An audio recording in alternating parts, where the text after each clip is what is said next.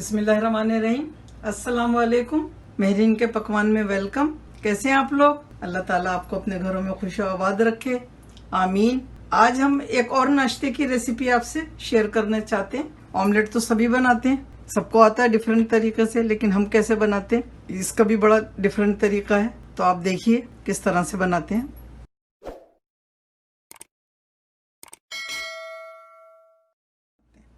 इसके लिए हमने 2 अंडे लिए।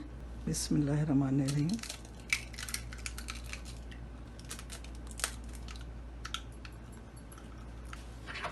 इसको थोड़ा सा फेंट लेंगे।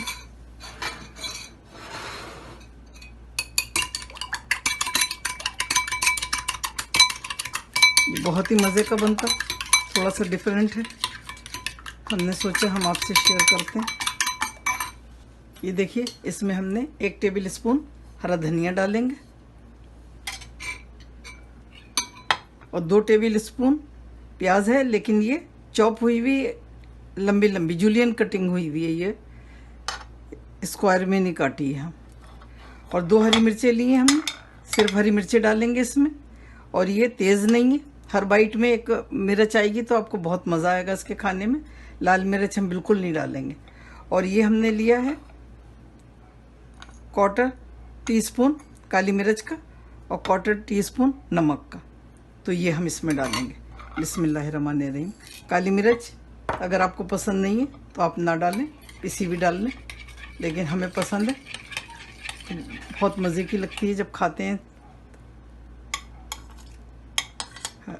हरी मिर्च, प्याज और हरा धनिया।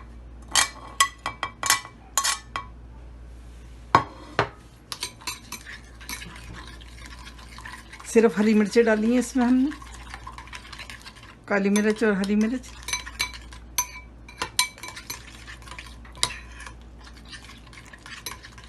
तो चलें बस फ्राई करते हैं इसको। थोड़ा सा इसमें दूध डालेंगे। दूध आप फ्रेश भी डाल सकते हैं, 1 टीस्पून बराबर।